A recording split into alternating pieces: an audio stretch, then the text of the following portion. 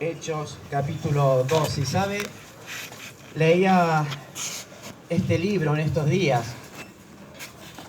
y me encanta ver la historia que se desarrolla en la iglesia primitiva en aquel tiempo, porque me encanta ver cómo la iglesia, a pesar de vivir momentos tan críticos, a pesar de vivir momentos tan duros en cuanto a la persecución, en cuanto a crisis política, en cuanto a la adversidad y a la tanta violencia que se vivía en aquel tiempo, me encanta saber cómo de pronto la iglesia pudo salir hacia adelante, viviendo la adversidad bajo un régimen tremendo, bajo las reglas de un rey Herodes que perseguía y mataba a los cristianos.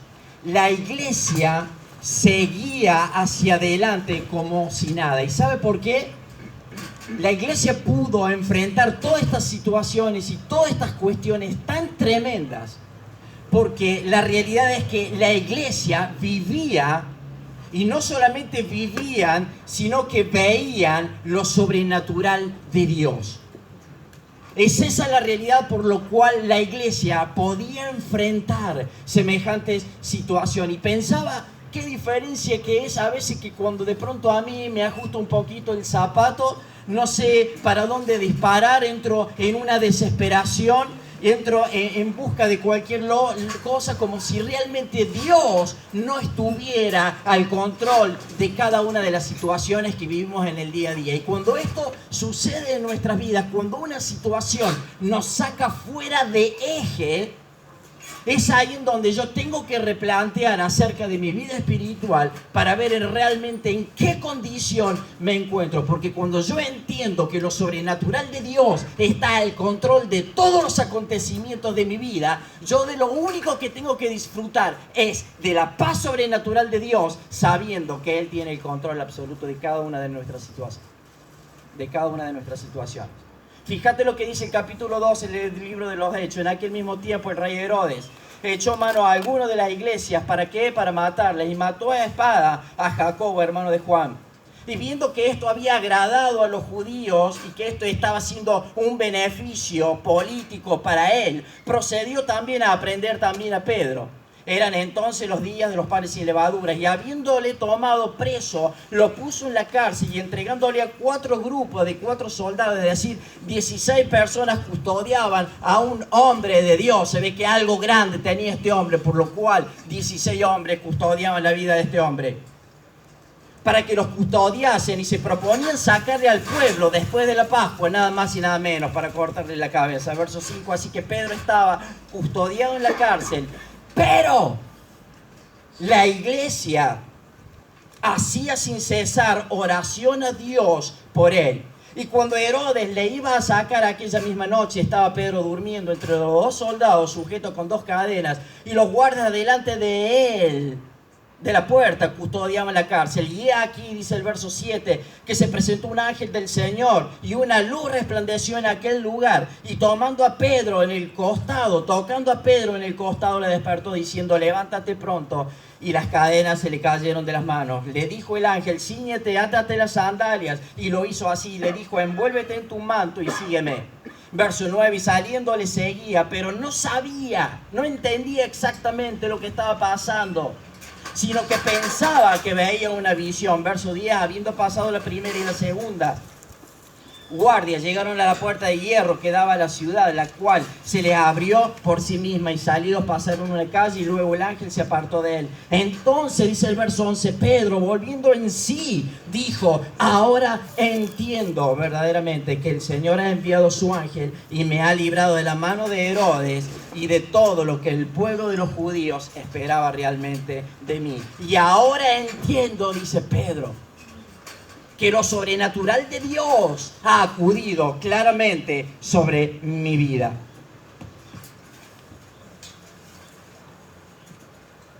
No hay dudas que todos vivimos situaciones y problemas Pero lo que lo vivía exactamente la iglesia en aquel tiempo, en aquel momento, no era solo un problema, era realmente una situación de vida o muerte. Era una situación aterradora en donde el día a día de estas personas significaba que cruzar la calle le iba a ocasionar o le iba a costar su propia vida. Era una situación verdaderamente tremenda.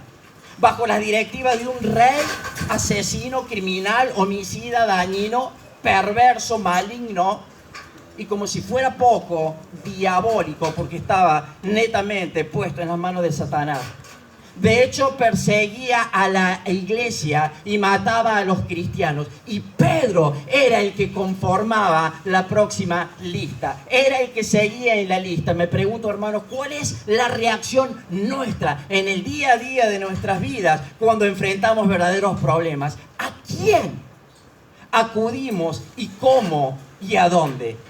A veces creemos que Dios no nos escucha. A veces creemos que Dios se olvidó de nuestras vidas. A veces creemos que Dios no está al control de nuestras situaciones. Pero la realidad es que durante nuestra existencia en esta tierra, durante nuestra estadía en esta tierra, vamos a vivir y experimentar cosas buenas y cosas malas. Y debemos entender claramente lo que dice Romanos 8:28. Y sabemos, dice Romanos 8:28. Dice el Señor, yo quiero que ustedes sepan, que ustedes entiendan, que ustedes se apropien y se adueñen de las promesas de Dios y que maduren espiritualmente, apropiándose de las realidades de Dios para enfrentar el día a día de nuestras vidas. Él dice, y sabemos, yo quiero que ustedes sepan que a los que verdaderamente aman a Dios, todas las cosas, todas, todas. No dice simplemente cuando te va bien en el trabajo, cuando tenés éxito en tu trabajo, cuando tu matrimonio funciona, cuando los hijos responden y cuando esto y cuando esto. Está diciendo que aún en aquella adversidad en donde ni siquiera la entendemos porque no nos da la cabeza para interpretar el porqué de ciertas cuestiones, Dios dice que debemos entender que los que ayudan a Dios, aún estas cosas nos ayudan a bien. Esto es, dice, a los que conforme a su propósito son llamados. Lo que el Señor está diciendo es que atrás de cada situación y de cada experiencia de tu vida hay un propósito claro y establecido bajo los designios y bajo la propuesta de un Dios altamente poderoso. Y esta es la clave para poder vivir nuestra vida en esta tierra y para poder estar abrazados a la propuesta de nuestro Señor y Salvador. Hermanos, la existencia de Herodes no fue un accidente. Ni siquiera la muerte de Jacobo fue un accidente, ni la liberación de Pedro.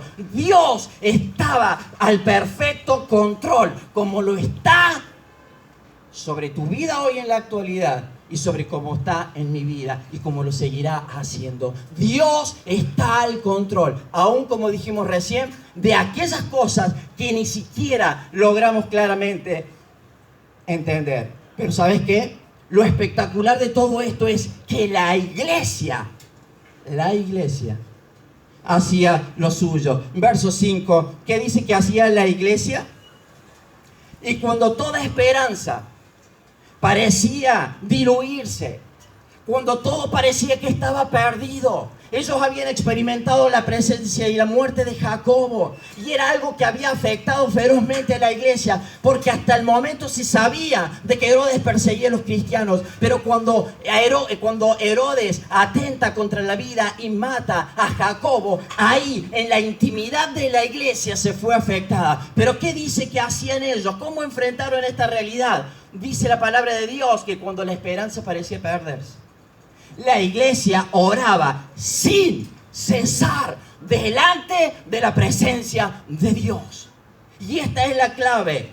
Herodes tenía soldados y tenía cárceles extremadamente seguras, pero lo que no tenía Herodes era el poder de la oración que tenía la iglesia cuando clamaba por la libertad de Pedro. Hermanos queridos, si hay algo a lo que Dios teme, a lo que el diablo teme es precisamente a la oración. El diablo te va a ridiculizar, se va a matar de risa de vos, pero de lo que no se puede matar de risa y de lo que no se puede burlar es cuando la iglesia ora desesperadamente y sin cesar por una situación o por una causa. Esta es la clave para nuestra vida espiritual, hermanos queridos. Él tenía el poder en lo natural, pero ¿sabes qué? En lo sobrenatural. La palabra de Dios y la iglesia tenía el poder de la oración y se veía en lo sobrenatural de Dios que próximamente iba a pasar. Dice que la iglesia oraba sin cesar, es decir, persistente, fervorosa, intensa e insistente. Y esta es la clave sobre las crisis que nos debemos enfrentar o que nos tocan vivir cada día de nuestras vidas. Es orar desesperadamente sobre la salud física, y creo que tenemos un excelente ejemplo en la historia de esta iglesia con respecto a lo que vivió la vida de Martín y la familia Cabrera. La iglesia oraba intensamente y Dios nos libertó de semejante enfermedad que en lo natural Él ni siquiera tendría que estar vivo. Pero Dios operó en lo sobrenatural. Hermanos queridos, sobre nuestro trabajo, sobre nuestros hijos. Alguien me decía, yo tengo problemas con mis hijos y ya no sé qué hacer porque le he entregado el problema a Dios. Pero no es suficiente entregar el problema a Dios. Dios demanda de cada uno de nosotros que oremos de rodillas, hincados delante de la presencia de Dios, orando como lo hacía la iglesia, sin cesar sobre nuestras decisiones, sobre el trabajo y sobre cada acontecimiento que enfrentamos en nuestras vidas. La pregunta es, ¿cómo oramos? ¿Cómo oramos a veces? ¿Oramos sin cesar realmente? ¿O simplemente oramos? Porque yo hay veces que me levanto en la mañana, gracias Señor por este día, gracias por la noche, por el descanso que tú nos has dado, y salimos corriendo. O en el caso mío, a veces salgo corriendo.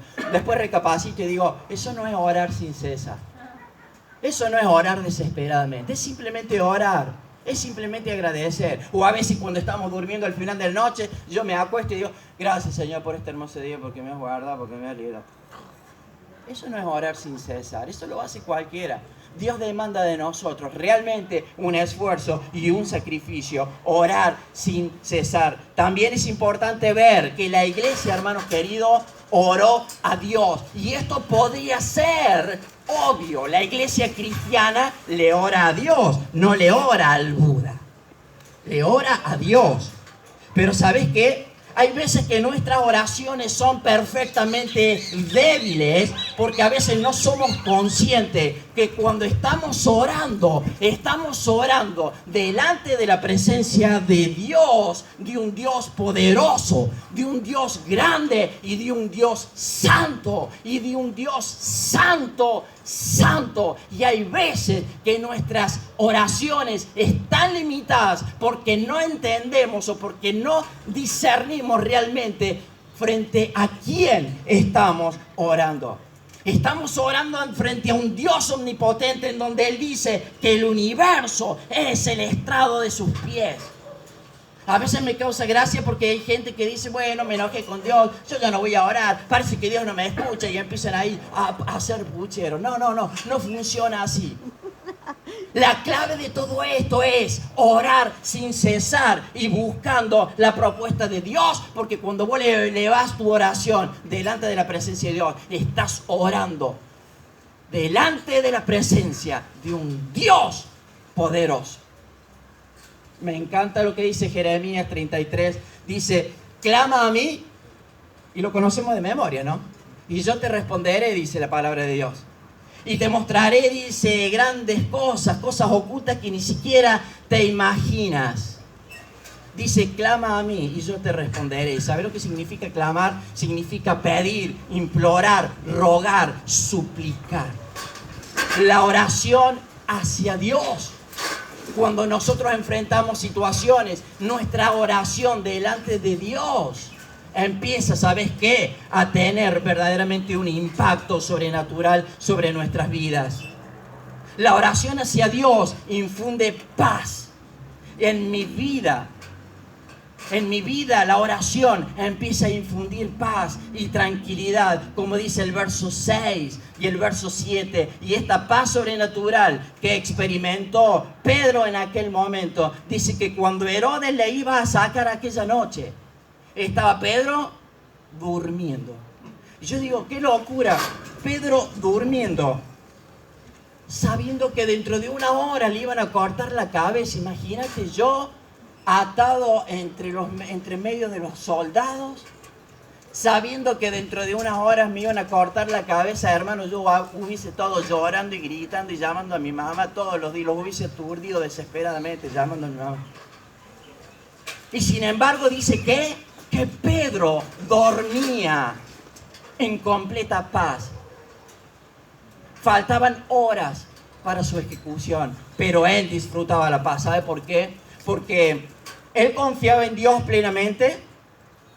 Él sabía claramente que ya sea que el Señor lo liberara o muriera, todo sería para la voluntad y para la honra de Dios y sus propósitos. Él entendía claramente lo que representaba primeramente la muerte. Por eso no le tenía miedo a la muerte y podía experimentar la presencia de Dios, de estar durmiendo en una completa paz, sabiendo que al otro día le iban a cortar la cabeza. Hermanos queridos, la paz sobrenatural de Dios te permite dormir en el medio de la tormenta. Y es saber que Dios está al control de todas las cosas. ¿Se acuerda usted de lo que dice Marcos 4:38? Cuando dice que Jesús estaba en la barca, ahí en la popa, no sé cómo habrá hecho para dormir, tremendamente dormido. La tormenta azotaba y dice que los discípulos se preocuparon porque temían por su vida. Entonces de pronto lo despertaron y le dijo: Señor, ¿qué haces durmiendo? Estamos por perecer, no estamos por ahogar. Y el Señor simplemente se levantó, se despertó y reprendió la tormenta. Y esto es lo que hace el Señor, hermano querido, cuando nosotros enfrentamos crisis en nuestras vidas.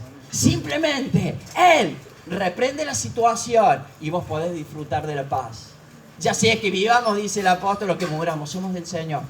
Y tenemos garantizada la eternidad. Filipenses 4:7. Y la paz de Dios, dice, que sobrepasa todo entendimiento, guardará vuestros corazones y pensamientos.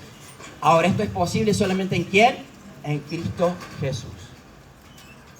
Para enfrentar las situaciones, las crisis o lo que sea en nuestras vidas, la clave es permanecer en Cristo. Y Él dice que va a guardar nuestros pensamientos, porque cuando nuestros pensamientos no están sujetos a la realidad de Dios, se disparan y empiezo a sacar conclusiones anticipadas y me pongo en el lugar de Dios y me transformo en un justiciero, o pretendo transformarme en un justiciero, y no funciona así. Cuando mi vida emocional, espiritual, está sujeta a los principios de Dios, vos lo único que haces es disfrutar de la paz sobrenatural de Dios.